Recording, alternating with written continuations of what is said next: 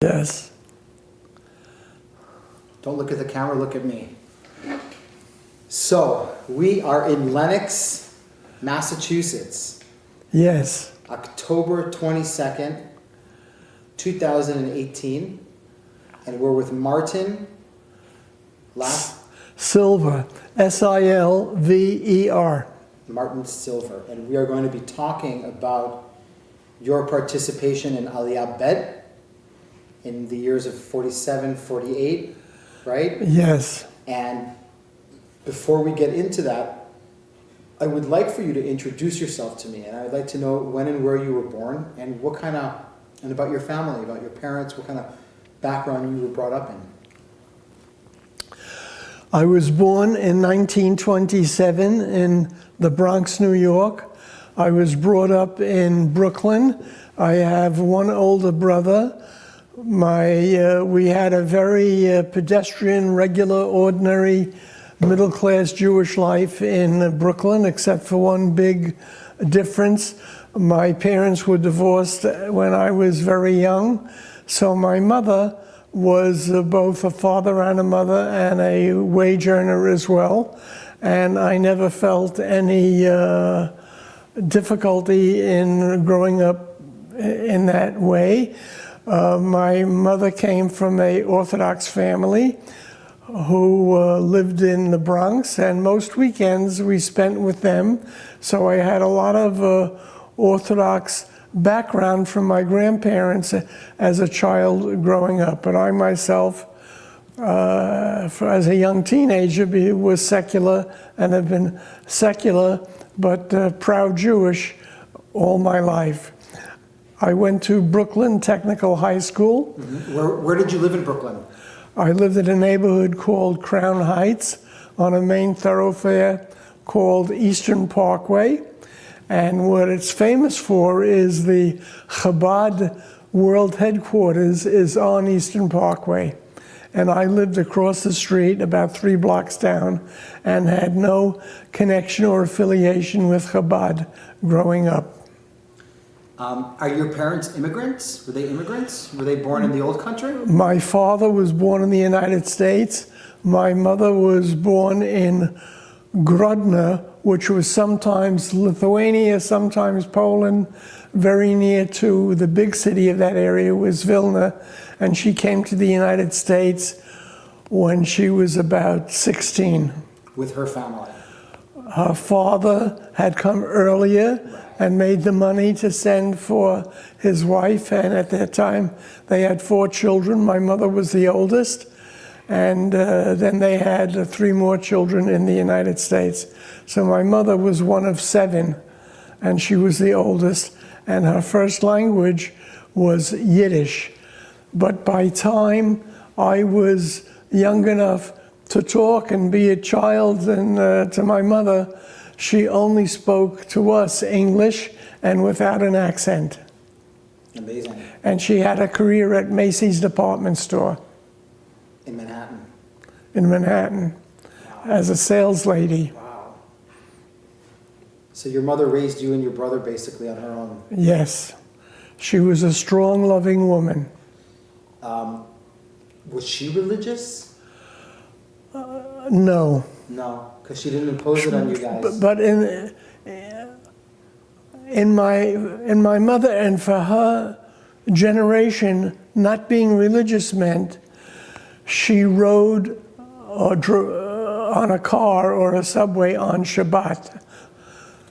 But she had 2 sets of dishes. She changed the dishes for Passover. She did many of the cultural things about being Jewish without being a synagogue goer. Tell me, what's it like for a Jewish boy to grow up in the 30s in Brooklyn? What's it like? It was easy. I had friends on the street. I loved playing ball. I was a good athlete in the child way of being an athlete, and I had friends on the street, and our mother would say, go out and play, and when the street lights go on, you come upstairs.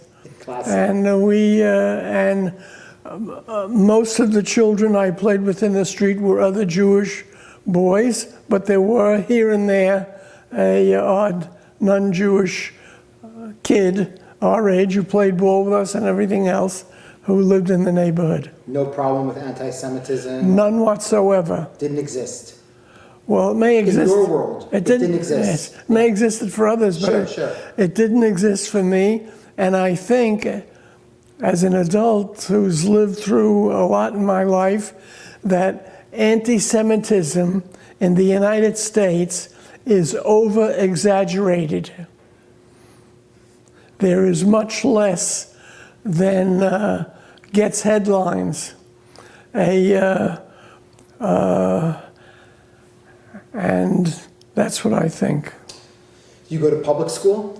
Yes. You said that you went to the technical high school? I went to Brooklyn Technical High School. Isn't that near Prospect Park? No, it's in downtown Brooklyn near Atlantic Avenue. Okay. It's a very busy area, and now The courthouse is down there. yes. Right. But when I went to school by subway, and I went from the subway to the school and from the school back home.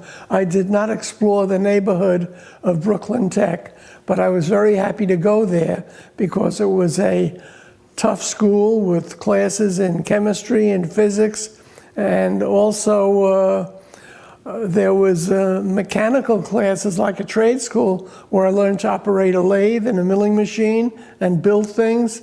So I learned basic engineering in the theory in the class and hands-on working with tools.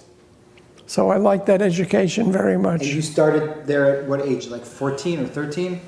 Yes, I graduated public school at the proper age, probably 14, and I graduated when I was 17 or 18.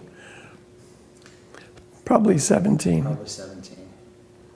Now, when World War II breaks out in 1941, I was a student in high school all during World War II.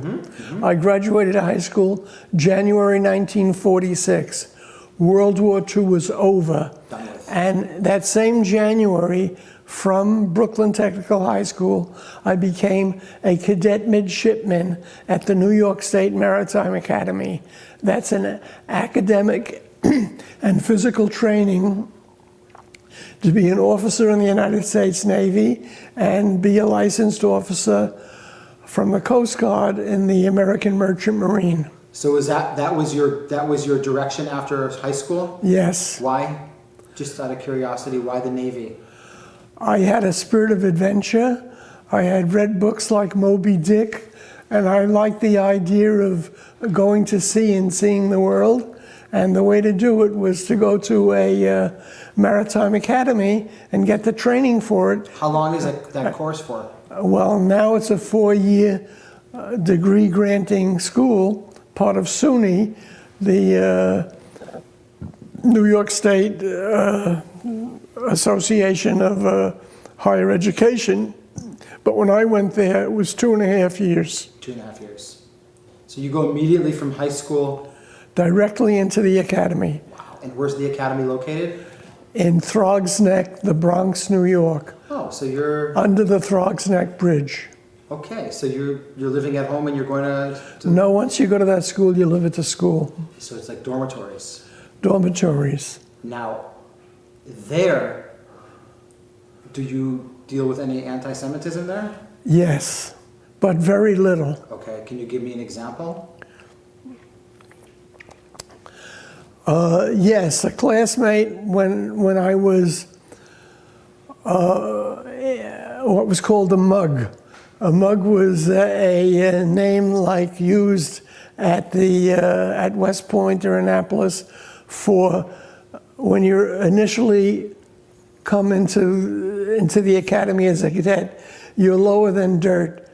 You get pushed around, you get ordered around, and the philosophy you learn later is that before you lead, you have to learn to take orders, and then it'll prepare you better to be able to give orders.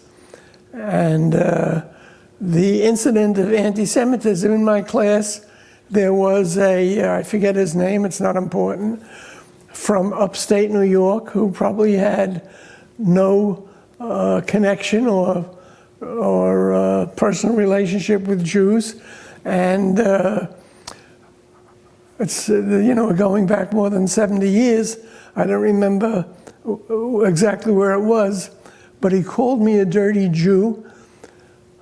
I don't know what preceded that, and I went after him to hit him, and before I could, our classmates, some pulled my arms back and some pulled his arms back, and they said, look, we're mugs together and we're a class, and we're not going to have any of that. And that was the one and only instance in the 2.5 years at the New York State Maritime Academy. And today, 70 years later, I'm friends with other cadets who we were cadets together. And I'll give you the names of 3 of them: Joe McNeil, George Taborski, and John Messerschmidt. None of them Jewish, right. And we've been friends all our lives. Amazing. So how long do you stay there for? 2.5 years. So you graduate? Yes. Now, if you like, I can tell you how I was recruited into Machal. Well, that's exactly what we're going to get to right now, and that's exactly because you, at that age, finishing the academy, Haganah guys are looking for people like you. They need people like you. They need people like you. You're like... That's how it happened. So you graduate. No, I was recruited while I was still a cadet. Okay. Of course, at these years, 1946, 47, there's a lot of problems in Palestine with the British. Yes. The Holocaust is over. Yes. 6 million people dead. Thousands and thousands of misplaced people in Europe. Right? Yes. You know about this. I know about it now. About it. I know about it maybe after I finished being a cadet. But while I was a cadet, I didn't know, I didn't care. I was busy being a cadet and learning to be an officer in the United States Navy. Sure. I wasn't aware of the British blockade, and It didn't concern you. it wasn't a concern of mine. What happens? How did I become concerned? At the academy, among my cadet friends was an American of Italian extraction named Angelo Mili. Angelo was also from Brooklyn, and he also went to Brooklyn Tech, so we had things in common. And in early 1947, Angelo says to me, "Hey Marty, what are you going to do when you graduate?" And I said, "I'm going to work in the American Merchant Marine, and I'm going to earn those big bucks." Because the salaries were huge. Were they, yeah? Yes, and the reason they were huge was because we worked a 7-day week. On a ship, you worked an 8-hour shift in 4-hour shifts, 12 to 4, 4 to 8, or 8 to 12, and it was split up during the day or night, but everyone worked 7 days, so that means you had nowhere to spend the money. There was no place to spend the money, food and board was provided, and we earned overtime after 40 hours. So I wanted to make that big money. And you wanted the adventure. And I wanted... So what did Angelo say? So Angelo Mili said to me, "Don't you know some of your people are dying on the sands of Palestine trying to get there from Southern Europe?" And I forget how I answered him, but it had to be along the lines of, well, that's part of life, well, that happens in the world, but it's got nothing to do with me. So that was a seed planted by Angelo Miele. We never spoke about it again, but we remained friends a long time. Unfortunately, he died a few years ago. Now, a few months after that, a professor of physics with the name of Meir Degani. Now, here I'm a young American, born in America. My father's born in America. I hear the name Degani, I figure he's Italian. All the Italians I know, their name ends in a vowel. Right. And the name Meir I didn't know at that time that it was a Hebrew name. And he had an accent, so I figured he was from Europe. He was a professor of physics. And he takes me aside one day. At the academy. At the academy, on a bench in a wide open space so nobody could hear what we're talking about. And he tells me the same thing that Angelo Miele told me a few months before. And he said that there are, he didn't use the word Israelis because it was before the state. Maybe he used the Hebrew word shlichim, or messengers, whatever word he used. But there were people from the British Mandate, Jews in America, buying ships, recruiting crews to sail to Southern Europe and take mapalim, is that the word? Refugees, mapalim, yeah. To take mapalim from Southern Europe. From the DP camps. From the DP camps, yes. I'll try to remember the name of the one we got the refugees from. Right now it escapes me. It's okay. So Meir Degani, Professor Degani told me that he was from Palestine. Of course, I couldn't place him. And he said he was working together with the Shlichim, and he wants to suggest to me that when I graduate, I work on a ship and sail it from the United States to Southern Europe and help with the rescue of mapalim. So I said, Professor Degani, I have to ask my mother.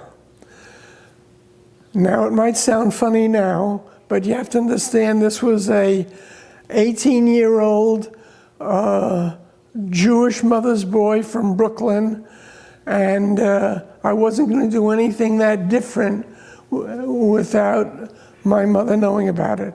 So Professor Degani told me that President Truman has put an embargo on ships, materiel, and people going from the United States to Palestine, either to help Arabs or to help Jews. It didn't matter. The embargo covered everything. And therefore, what we're talking about has to remain a secret. And yes, you can tell your mother, but you have to make your mother swear to secrecy. So I said yes. And I went to speak to my mother, and my mother said, Muttel, that's my Yiddish name, don't go. You might get hurt. And I said, Mama, if I don't go, who should go? Jake, Moshe, Sam, Aaron, who should go? And she said, okay, go, but be careful. And that was the beginning of my involvement with Machal and Aliyah Bet. And the ship I ended up serving on was named Mala, which I think in Hebrew means going up. Mala. Yeah. Rising, going up. Yeah, rising. It had a very interesting history. It had been a presidential yacht for American presidents as long ago as Theodore Roosevelt. When the Shlichim bought this ship, it was already a rust bucket tied up with other rusting ships left over from World War II in the Hudson River, somewhere not far north of New York City. And the shluchim who bought it, it was unsaleable. It was towed to a shipyard in Brooklyn.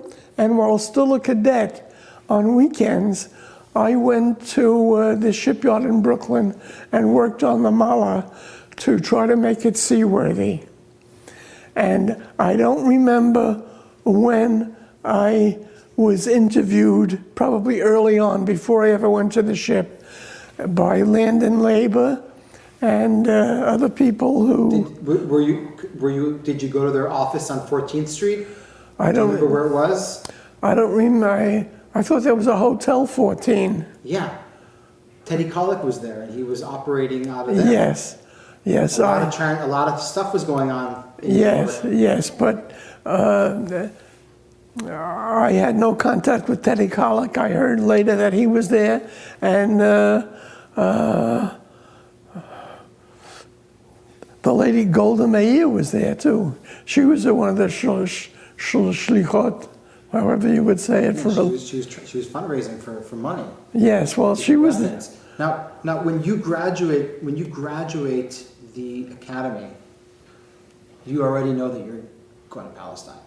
Already what? You already know that you're going. Yes, because while I was still a cadet, right. I worked on the ship in this Brooklyn shipyard on weekends, doing, hard, dirty work, like re-bricking the firebox inside a boiler. But I was young and I was tough. Were there other guys there with you? Yes. Were they all American, Machal people? They were all Machal, except the captain. The captain was a paid American of Italian extraction named Danny Maltese. Danny Maltese. And what was the name of the ship prior to Mala? What was the name of the ship? SS Mayflower. It was a presidential yacht.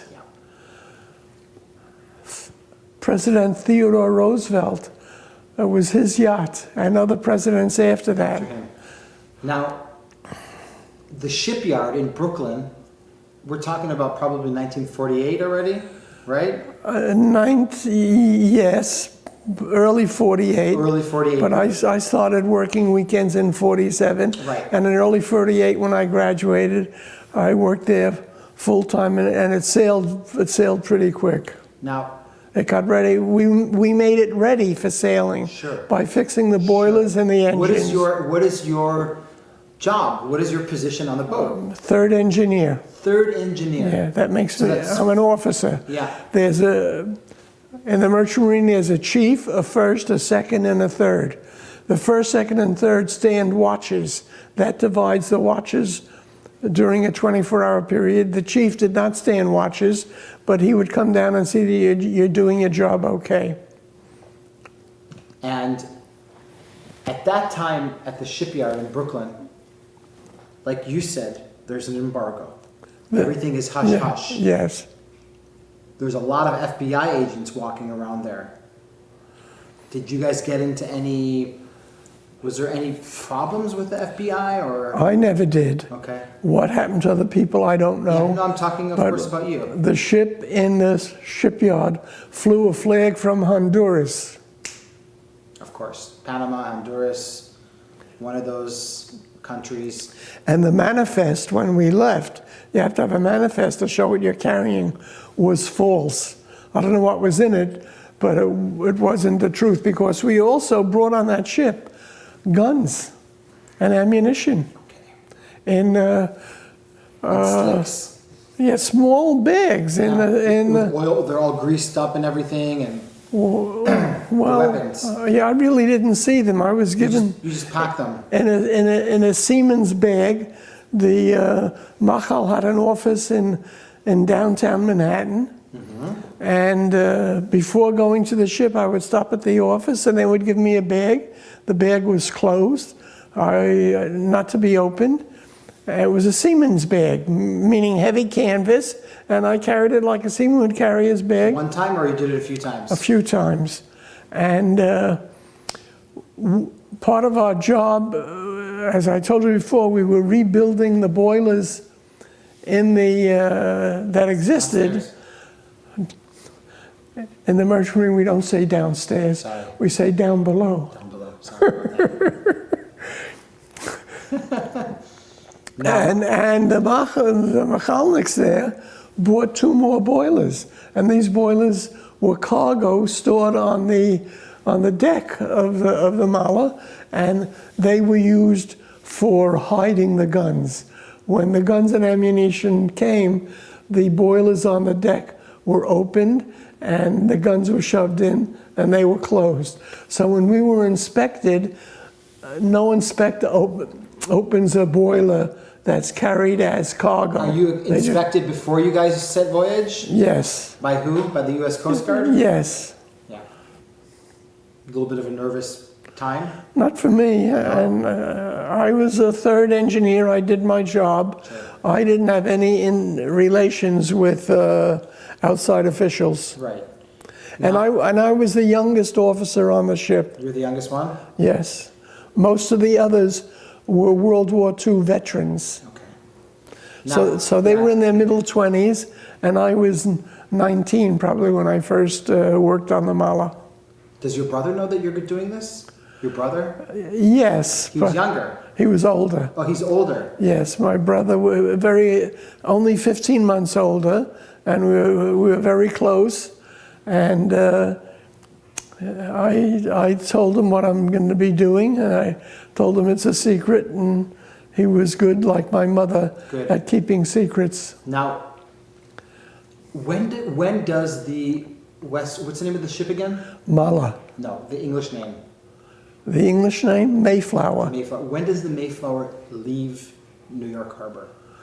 I don't remember the date, but it was in early 48? 48, So maybe. it's before... January, February, March.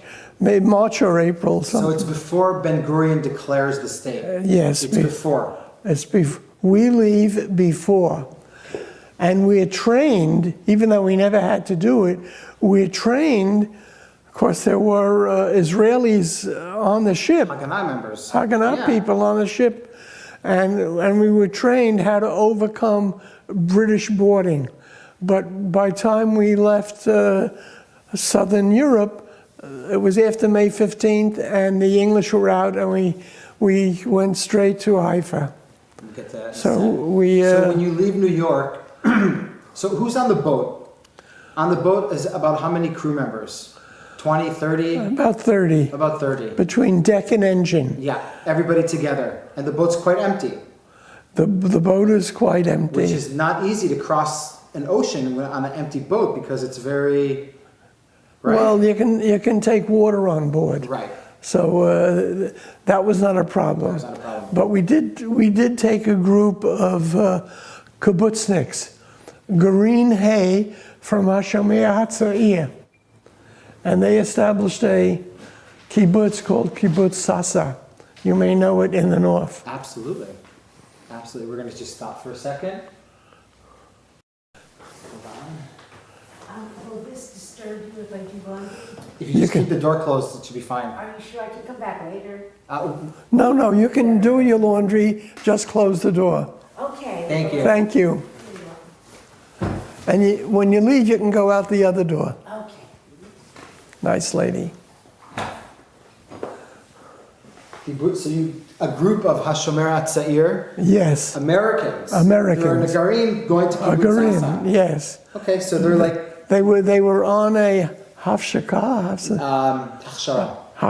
training camp in northern New Jersey. And then they came with you on the voyage. Yes. So you guys got the crew members and the Garim. Yes. And all together you're around 30 people. No. 60? Yes. About 60. Yes. The Hashomer Hatzair was about 30 people themselves. Right. And how were they? we used them for dirty work. Scrub the deck, wash the walls, wash the dishes, and they were very good. They were helpful, and it took us 31 days to cross from Brooklyn to Marseille. Is that where you guys dock in Marseille? Yes, the first place was in Marseille, and we had a joke on board. We're running out of water. We'll throw a kibbutznik overboard. But of course, it was only a joke, course. and we. Now, when you get to Marseille, We stayed there a short time. The Israelis from Machal, who were there, hired dozens of French carpenters, build the deck. and they came on board and they ripped out the interior of the ship, which was now called Mala, and they built in the bunks. And the bunks were 3 or 4 high, maybe 4 deep, and it looked probably like it looked in a DP camp. or the concentration But it was enough for 1,400 people. How long did it take him to do that? 2 weeks? 2 weeks or less. Wow. It So they was, just came in, gutted it, everything yes, is built. yes. Wow. Okay.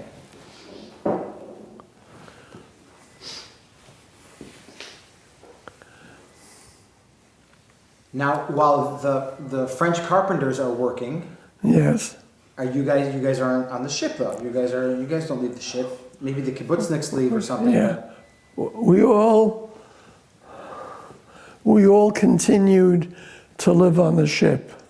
Nobody had money for a hotel, and Machal wasn't going to provide a hotel. We lived on the ship with all the work going on, because the work was going on in the hull of the ship, in the holds. We lived above. In the cabins. Yes. Yeah. Where do you remember where you were? Is this when Ben Gurion declares the state? Are you guys in Marseille? Do you remember where you were? Just for the time. I don't remember if we were in Marseille or already in La Ciotat. La Ciotat is a small French town east of Marseille that has a shipyard. And after the bunks were built by the French carpenters in Marseille, we sailed the ship in only a few hours to La Ciotat. And La Ciotat, other more advanced work was done to prepare the ship for the crossing from La Ciotat to Haifa. And whether May 15th occurred while the ship was in Haifa, while the ship was in La Ciotat or Marseille, I don't remember exactly. Do you remember the actual occasion? Do you remember? Yes, but I don't remember it as anything particularly mind-boggling or important or earth-shaking. It was just news. Yeah. Now, instead of going to the British Mandate, we're going to the new state of Israel. And where do the refugees embark? In La Ciotat, How many? Around? 1,400. Now, these are mostly Holocaust survivors. Yes. And it's the first time that you're seeing these people. Yes. They must be lifeless. No, they were already living in DP camps for a year or more, Too, yeah. where they were getting appropriate food and nourishment, and the ones who were skinny and almost dead from the Holocaust had rebuilt themselves physically. So they didn't look like the pictures you see from... I understand, but I'm talking also mentally. Mentally, I had no contact with them. No contact with them? Very little. They spoke Yiddish and other European languages like French or German, depending where they came from. And my job was more than a full-time job, and I did my work, and I had, to my regret, soon after I regretted not getting to know and have some personal relations with some of the survivors. But you just had to do your job. And also I was young and ignorant and didn't know what was important. Now, you guys leave France to Israel. Yes. Tell me about that voyage.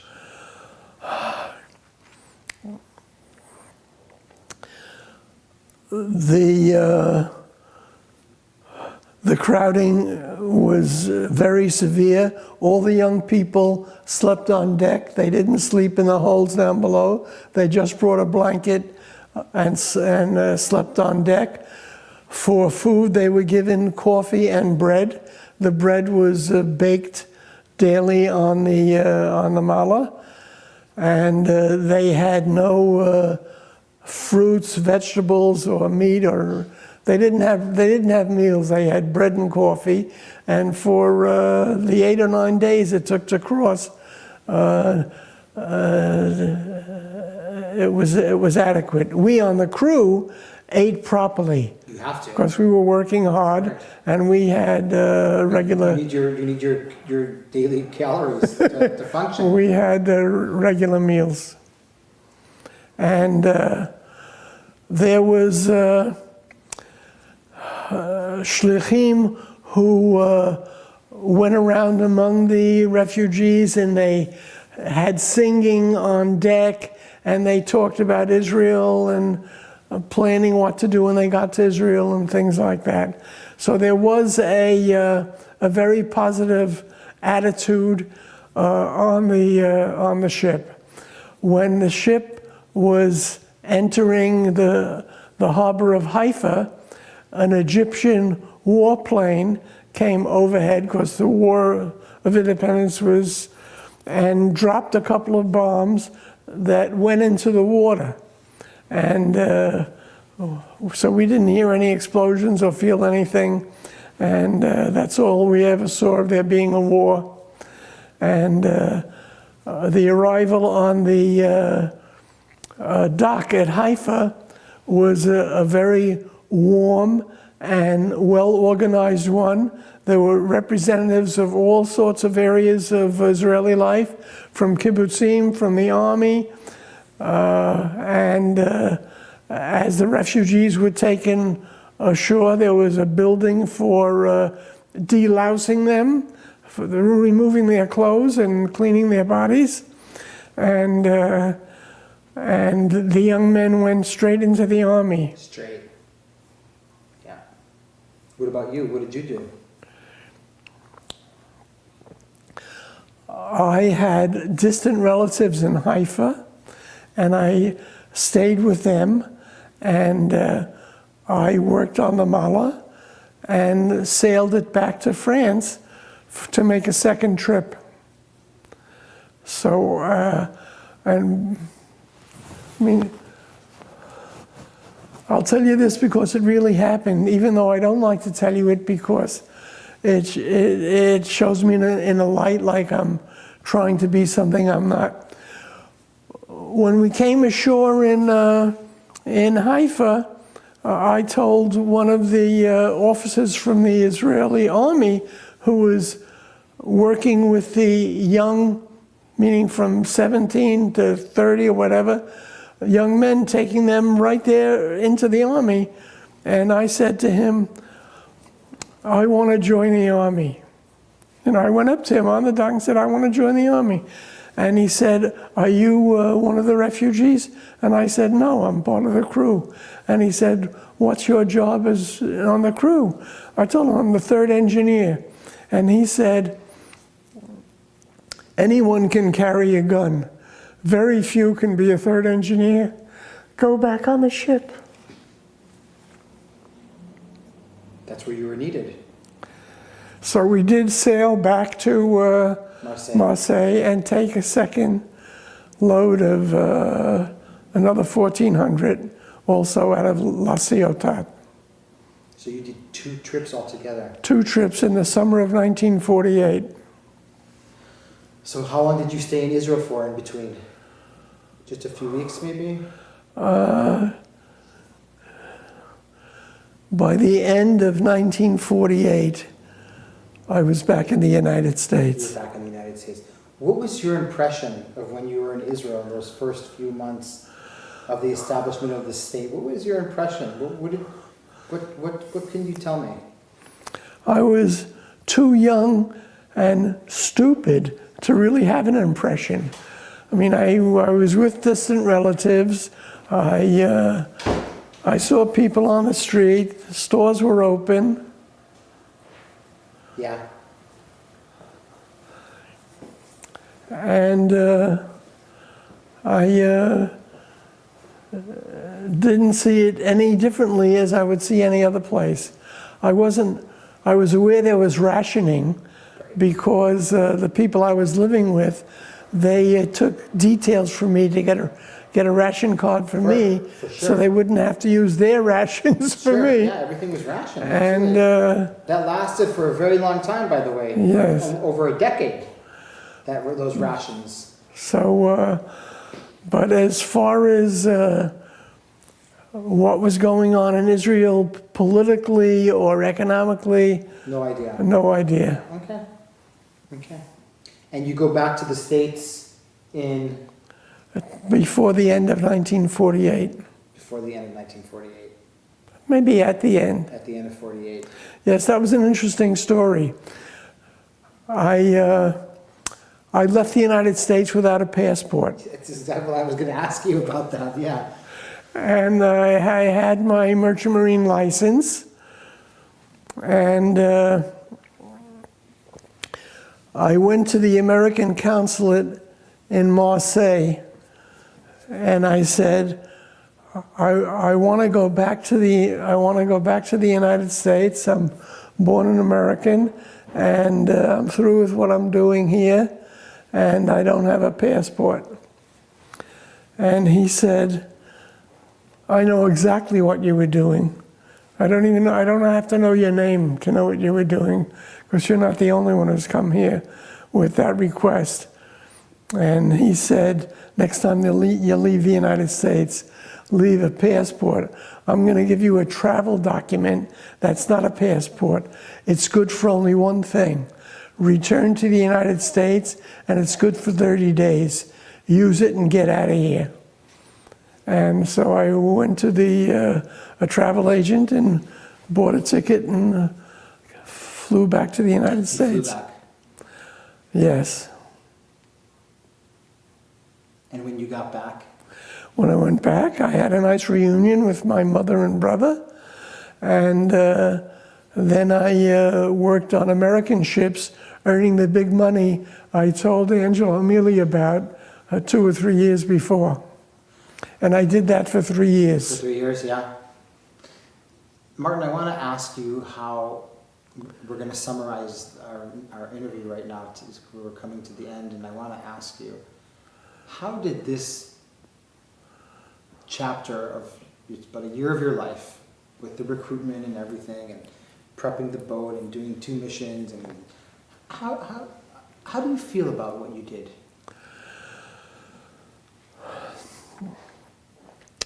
For at least 30 or 40 years, I never talked about it.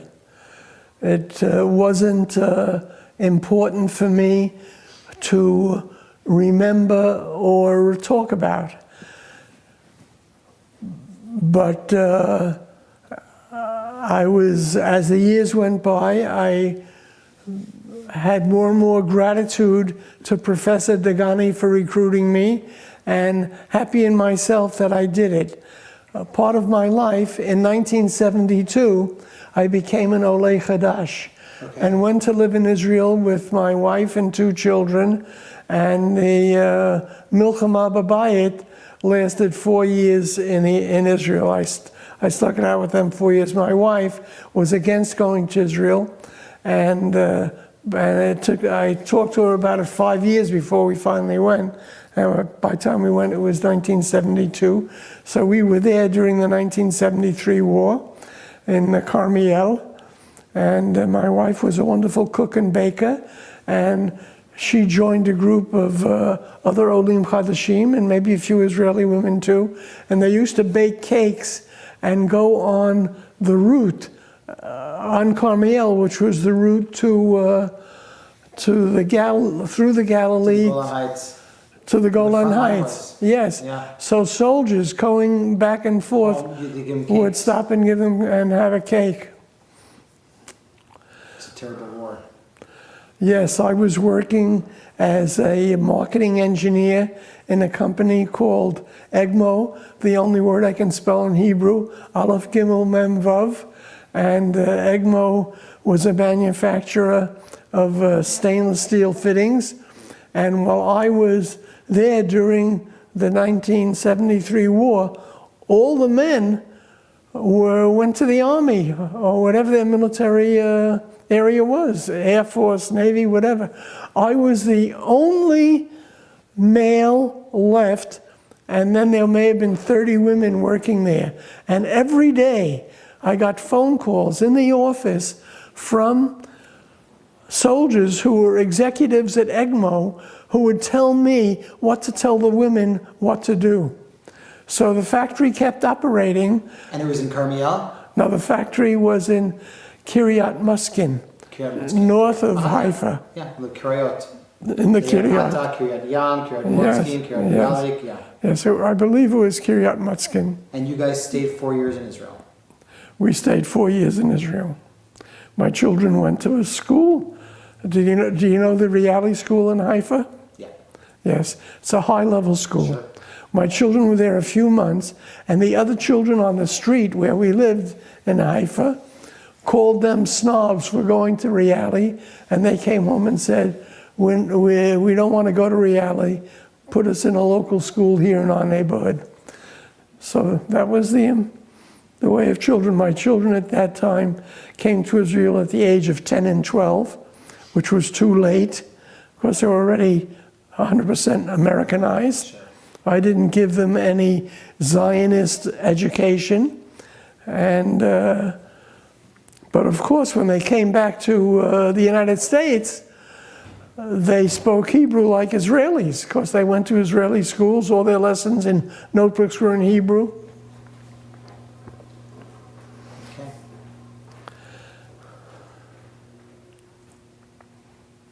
I'm happy to share this experience with you. It was nice for me to try to recall and think about what happened and what we did. And you have some pictures here for me also. excuse me, yes, I'll be happy to show them to you. Okay, hold on.